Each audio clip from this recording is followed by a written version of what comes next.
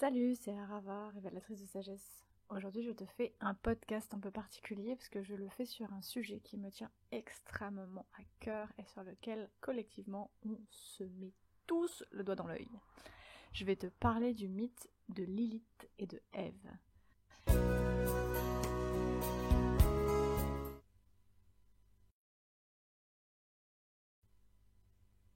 C'est un mythe qui revient aujourd'hui parce que beaucoup s'en servent pour lutter contre le patriarcat à travers ce mythe-là. La version que tu vas entendre sur internet, c'est que Lilith était la première femme d'Adam et que celui-ci s'en est détourné parce qu'elle était trop divine, trop féminine, trop connectée à sa sexualité, à ses émotions, et qu'elle était saine. D'autres te diront que parce qu'elle n'était pas docile et qu'elle voulait être libre et vivre comme son égale, Adam la chasse et que c'est alors Ève qui prend sa place, qui naît non plus d'un autre golem de boue, mais de la côte d'Adam. Laisse-moi te dire qu'il n'y a rien qui va dans cette histoire, et non seulement il n'y a rien qui va, mais en plus c'est absolument pas ça que décrit la Bible ou les textes sacrés. Laisse-moi t'expliquer. Je vais essayer de pas prendre un ton trop condescendant ou de pas trop m'énerver, mais c'est vraiment un sujet qui me tient à cœur, parce que peut-être qu'aujourd'hui tu me connais sous le prénom de Arava, mais mon prénom de naissance c'est Eva. Il est associé à Ève et j'ai énormément potassé le sujet parce qu'il me parlait directement de qui j'étais moi. Les infos que je te balance, je n'ai pas sorti de mon chapeau, je les tire de l'étude analytique de la Bible qu'a fait Annick de Souzenel, et elle a fait cette étude-là en retraduisant tout depuis l'hébreu biblique, sans forcément s'attarder sur les dogmes et la pensée unique qu'il y a aujourd'hui ou qui a été transmise par l'Église, mais bien en reprenant les textes sacrés à l'époque. Je trouve que sa vision est beaucoup plus juste de tous les points de vue, c'est-à-dire que d'un point de vue, on va dire, lexical, grammaire, etc., la traduction est plus juste, mais non seulement par rapport à quelque chose de cohérent par rapport à une religion, c'est-à-dire qu'on te parle là d'un texte sacré qui est censé t'expliquer comment devenir Dieu et comment Dieu est à l'intérieur de toi. C'est impossible qu'un texte sacré te dise un truc dégueulasse ou hyper misogyne. Parce que autant l'Église a fait de la sexualité ou des femmes quelque chose de tabou et de malsain, autant Dieu, lui, jamais. Les erreurs de traduction et d'interprétation viennent de notre manque à nous, humains, de compréhension sur ce qu'il se passe dans le monde divin, mais pas d'une réalité divine. Je vais essayer de t'expliquer ça comme je peux à travers ce que j'ai compris et mon filtre. C'est quelque chose qui est extrêmement complexe, donc je vais sûrement vachement moins bien te l'expliquer qu'Annick de Souzenel, ou avec beaucoup moins de détails, et je vais peut-être me tromper sur certains trucs. Mais si ça t'intéresse, tu peux lire le livre qui s'appelle Le féminin de l'être, pour en finir avec la côte d'Adam, qu'elle a écrit, ou encore le livre Le Grand Retournement, où elle t'explique la généalogie d'Adam jusqu'à aujourd'hui. Ok, alors, l'idée, c'est un peu galère, je te jure c'est galère. Même pour moi qui ai compris le truc et qui l'ai lu, c'est pas hyper simple. L'idée c'est que à la base, nous étions tous dieux. Ok. À la base, nous avons notre féminin et notre masculin qui est parfaitement en fusion, qui est parfaitement accompli, et nous sommes un peu tous des Christ, et des esprits de Dieu vivants. Dans notre chemin d'humanité collective, ce qui se passe, c'est qu'à la base, il y a Adam, l'humanité, qui définit aussi bien les hommes que les femmes, il définit simplement la qualité d'être humain, et à la base, Adam a son équivalent, son Isha, son épouse, en fait, qui veut dire épouse, qui est Lilith. Lilith, ça veut dire les ténèbres. Tout simplement parce que ça vient de Laïl, la nuit. On retrouve d'ailleurs une similitude entre le mot Lilith et le mot Leila, qui signifie la nuit. Dans la Bible et dans tous les textes sacrés, parce que c'est vrai aussi chez les sanskrits, c'est vrai aussi dans d'autres cultures, on définit le pôle féminin comme étant en appartenance avec la nuit, les ténèbres, la douceur, l'accueil, le froid, le négatif. A contrario, le masculin, lui, se verra être plus défini par le soleil, le jour, l'action, la force, la puissance, le soleil, l'or. Et le positif. Ça veut pas dire que les hommes sont positifs et que le féminin et négatif, parce que nous, en tant que Adam, en tant que humanité, nous avons les deux à l'intérieur de nous. Mais nous pouvons nous diviniser seulement si ces deux pôles-là sont en équilibre à l'intérieur de nous. Ça sous-entend qu'on n'est pas dans le rejet ni du masculin, ni du féminin. Ça, c'est un peu une loi ontologique, quelque chose de divin que nous avons tous à vivre à l'intérieur de nous. Lilith est la première femme d'Adam, c'est-à-dire que nous sommes dans notre humanité complètement épousés avec Lilith. Nous sommes totalement épousés à nos ténèbres, à nos émotions, à nos intuitions, à notre féminin sacré. C'est comme ça que nous avons commencé notre chemin d'humanité. Nous sommes alors complets, nous sommes alors divins. Nous avançons là-dedans. Et puis collectivement, nous avons fait le choix d'aller nous détourner de notre féminin sacré. C'est pour ça qu'aujourd'hui, on est dans une société patriarcale, parce qu'on a confondu le féminin avec les femmes, et que du coup, les femmes sont vues comme quelque chose de négatif. En réalité, ce ne sont pas les femmes qui sont vues comme quelque chose de négatif, c'est le négatif qui est vu comme quelque chose de négatif. C'est le féminin. Je vais pas avoir à beaucoup argumenter pour te convaincre qu'on a un problème avec absolument tout ce qui est mis dans le pôle féminin dans notre société aujourd'hui, à savoir les émotions qui font peur à tout le monde, qui ne sont pas gérées, les intuitions qui font peur à tout le monde et qui rappellent le mythe de la sorcière, tout ce qui est négatif, tout ce qui est ténèbres, surtout à l'intérieur de nous. On ne fait pas forcément collectivement le chemin d'aller se retourner à l'intérieur de nous pour aller nommer nos parts d'ombre et aller en prendre la responsabilité et les aimer avec beaucoup d'amour. Si Adam, l'humain, a son penchant féminin qui est Adama, la poussière, c'est pour ça qu'il est dit « poussière tu es et poussière tu redeviendras », c'est parce que Adama est notre réel autre côté féminin. Être divin, ça sous-entend qu'on a connaissance des lois de l'univers et que l'on sait que nous sommes tous dieux. C'est-à-dire que je suis Dieu, mais pas plus que mon voisin. Je suis pas supérieur Dieu que lui. Ça veut dire que j'ai mon libre arbitre et ma souveraineté et ma divinité, pas plus et pas moins que toi. Ça sous-entend qu'il y a un certain nombre de combats à mener et de choses à avoir compris et à connaître. Ce que l'humain fait, ce que notre humanité a fait, c'est la métaphore de la chute de l'arbre et du serpent et de Ève.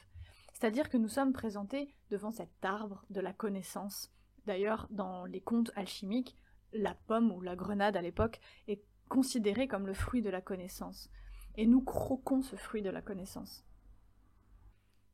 C'est-à-dire que nous utilisons des connaissances et des choses que nous savons comme si nous étions Dieu, mais sans prendre l'entière responsabilité de ce qu'il se passe pour nous. Ça peut être par exemple le cas de l'eugénisme. Je comprends quelque chose, je vais bidouiller avec l'ADN, mais je ne comprends pas absolument la portée de tout ce que je fais.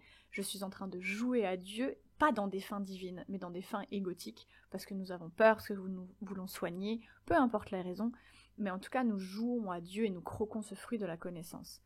Nous nous présentons à Dieu et nous loupons le test qui est de ne pas croquer ce fruit défendu. C'est-à-dire que nous aurions dû, nous humains, dire « ces savoirs-là sont trop précieux, nous ne maîtrisons pas assez, nous n'y allons pas ». En revanche, ce qu'on a fait, c'est croquer ce fruit-là, et la conséquence logique, c'est de perdre notre côté féminin. Alors je sais que ça peut sembler un peu pas logique comme ça, parce que c'est hyper dur à expliquer, je te jure que c'est super dur à expliquer. Mais en gros, on n'a pas eu collectivement, au terme de l'humanité, la décence de dire « merci, c'est gentil, mais je suis qu'un gros noubi d'humain, et je vais laisser les lois divines à Dieu, je vais continuer mon chemin de divinisation avant de me prendre pour Dieu. Je ne vais pas jouer à l'apprenti sorcier avec de la magie, de la science, ce que tu veux, mais je vais m'attarder à me retourner à l'intérieur de moi et à aller me diviniser en moi avant de pouvoir utiliser ces connaissances-là. » Parce que à cette époque, on est Jean Neige, tu vois, c'est Jon Snow, je ne sais rien, mais je ne sais pas que je ne sais pas, donc j'agis comme si je savais. Mais je ne connais pas parce que j'ai pas éprouvé ça dans mon corps d'humain. Je sais des choses, je les utilise sans les connaître et sans en prendre la pleine responsabilité de ce que ça représente et les conséquences qu'il y a derrière. Donc l'humanité tombe. Et dans la chute, nous devenons Adam tel qu'aujourd'hui, détachés de Lilith. On s'est collectivement détourné de notre féminin sacré parce qu'on n'a pas su l'épouser correctement. Et donc on a la naissance de Ève. Ève n'est pas venue de la côte d'Adam, Ève est l'autre côté d'Adam. Et si Adam est défini comme entièrement masculin, maintenant qu'il s'est détourné de son féminin, alors Ève devient le féminin. Je te laisse 2 secondes pour processer cette phrase, même moi j'ai dû me réécouter pour être sûre de ne pas avoir dit de conneries, mais c'est bien ça. Mais pas le féminin sacré dont je t'ai parlé tout à l'heure, qui est pleinement connecté à sa capacité d'accueil, à ses intuitions, à ses émotions. Au contraire, ça devient un féminin blessé, un féminin qui ne sait plus qu'elle est divine. C'est pour ça que Ève veut dire animal. Ça a l'essence de la vie, tu retrouves la même racine que Hayat, qui est la vivante, la vie, le Hay, mais c'est pas la vie avec un grand V comme Dieu et l'amour, c'est la vie biologique. Ève, c'est une femme qui est humaine, qui a perdu son germe divin. D'ailleurs, ça s'écrit quasiment pareil que le tétragramme divin Yod et Vav et, sauf qu'il n'y a plus le Yod. Et le Yod, dans les lettres hébraïques et dans la Kabbale, représente ce germe divin-là. C'est ce truc qui te permet d'aller te diviniser. Ève est un animal. Mais Ève n'est pas une femme à part entière. Ève, c'est toi et moi, c'est ton côté animal à l'intérieur de toi. C'est cette partie de toi que tu refuses d'aller voir comme étant un animal et que tu ne fais pas grandir dans ta divinité. C'est ce qui te rend esclave de ton humanité et ce qui t'empêche en fait d'être Dieu pleinement et d'être le Christ pleinement. Ève n'est pas une femme docile que l'homme Adam pourrait manipuler, au contraire, c'est sa partie blessée dont il doit prendre soin. Et le but de cette chute-là, c'est de nous retourner à l'intérieur de nous, de pouvoir aller nommer tout ce qu'il y a à l'intérieur de nous, de pouvoir guérir ce féminin blessé, pour ensuite aller guérir le masculin blessé qui est à l'intérieur de nous, et pouvoir nous diviniser et retrouver notre pleine puissance divine que nous avons tous à l'intérieur de nous. Car le germe divin est à l'intérieur de tous. Et l'humanité, collectivement, a fait ce choix-là, collectivement fait cette expérience-là. C'est pas plus intelligent de blâmer la femme parce qu'elle est mauvaise et que c'est elle qui a croqué dans la pomme que de blâmer Adam parce qu'il a viré Lilith comme si c'était l'homme, le méchant, qui a pas voulu la soumise. C'est toi et moi, c'est l'humanité entière qui a fait ce choix de se détacher de ce féminin sacré. C'est pas juste les hommes, et ça n'a aucun sens de prendre cet argument-là pour démontrer le patriarcat, parce que ce n'est pas ça que nous vivons. Et je tiens vraiment à rappeler que si nous vivons dans un patriarcat qui doit être démantelé et qui doit s'arrêter parce qu'il n'est pas sain, c'est aussi parce que nous sommes tous les jours soumis à notre propre patriarcat interne. Nous sommes tous et toutes sujets à des comportements qui contrôlent, qui dominent, qui veulent assujettir l'autre, et en premier nous-mêmes. Ces comportements de contrôle et de domination s'apparentent à ce qu'on appelle le masculin blessé, mais ce ne sont pas des hommes, ce sont des masculins blessés à l'intérieur de chacune et chacun d'entre nous.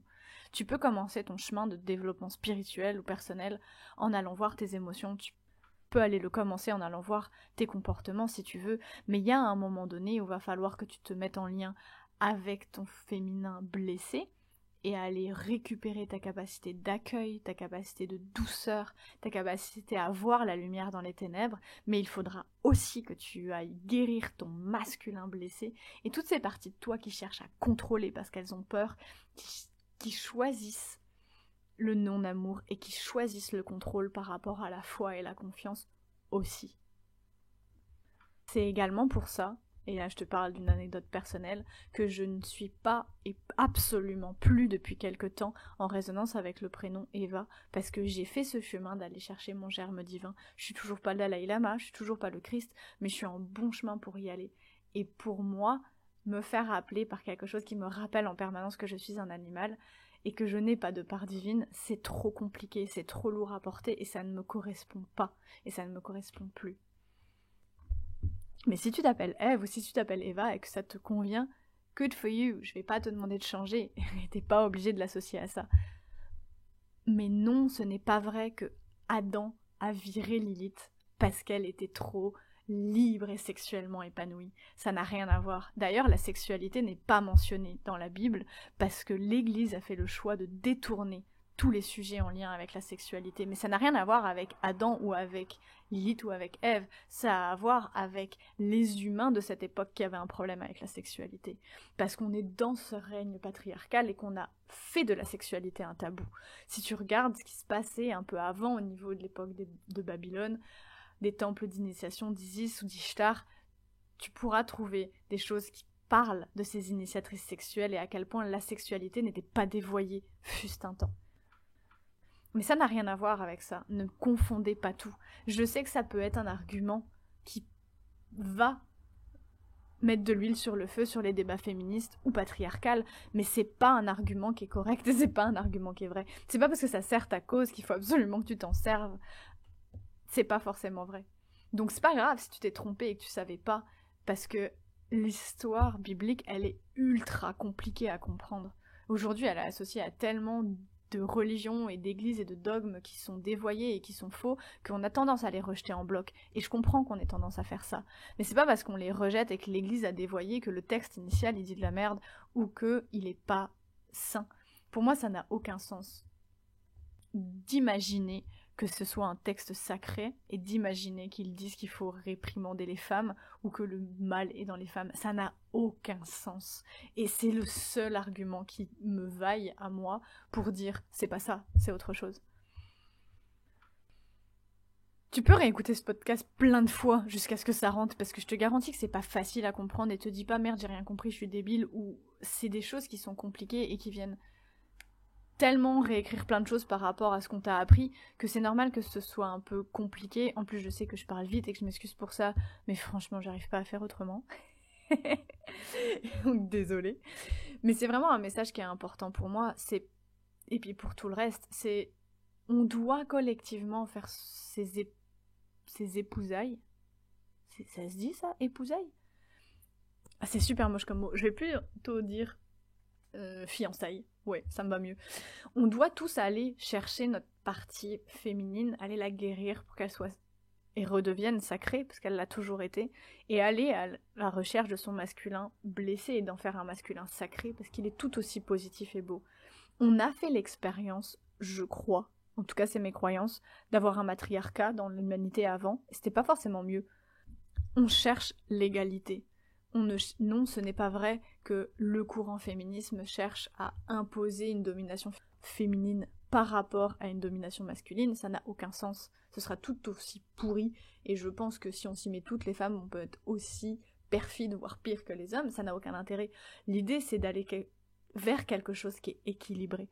Et si tu veux aller vers quelque chose d'équilibré, arrête de croire que Adam est un homme qui a viré Lilith, c'est pas vrai. C'est ta responsabilité à toi, la mienne, c'est une responsabilité collective où on a choisi de se détourner de ça.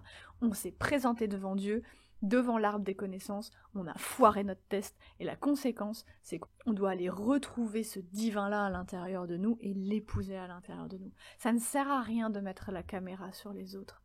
La seule personne qui est importante, c'est toi. La seule chose que tu devrais nommer, c'est toi, et pas les autres. Tu n'es pas bon juge pour les autres. T'es pas bon juge pour toi-même non plus, mais... Tu es important, tu es importante. Et ce qu'il y a à l'intérieur de toi l'est. Et ces parties de toi à l'intérieur qui crient pour que tu les vois, qui crient pour que tu leur fasses confiance, toutes tes émotions, tous tes traumas, toutes tes blessures, elles ont besoin que tu leur donnes un espace d'accueil suffisant. Et que tu te reconnectes à ton féminin en premier pour les accueillir et pour pouvoir ensuite les drainer et en faire un vrai moteur dans ta vie de tous les jours, tu vois, pour te dire ok, j'ai eu peur de ça, ça veut dire que c'est important pour moi, si c'est important, il faut que je le défende, et là tu manifestes le courage pour te défendre, pour poser tes limites, pour être saine, pour être juste. C'est ça le chemin qu'on doit faire en tant qu'humain. Mais ne confondons pas tout. Je te rappelle que la Bible, ça parle à une humanité qui est pas tout le temps en train de lire des bouquins, qui a pas forcément un imaginaire aussi collectif aussi développé que le nôtre. Les gars, ils ont fait ce qu'ils ont pu aussi. Absolument tout est métaphorique et c'est en images. Et en même temps, ça rejoint un peu la tradition hermétique et qui dit que celle que trova, t'es censé chercher et trouver le truc. T'es pas censé, on te donne tout dans la main et hop, pouf, ça fait des chocs à pic, tu vois, t'es censé un peu potasser le truc, t'es censé le chercher, le trouver à l'intérieur de toi, c'est censé résonner juste. Donc je peux comprendre si t'as une colère envers l'Église qui a dévoyé tous ces textes, parce que je l'ai eu pendant des années. Mais je sais aussi que c'était juste et que si on me l'avait donné tel quel, j'en aurais peut-être rien fait aussi. Ça a de la saveur pour moi parce qu'au moment où on m'a donné cette info, j'étais prête à l'entendre.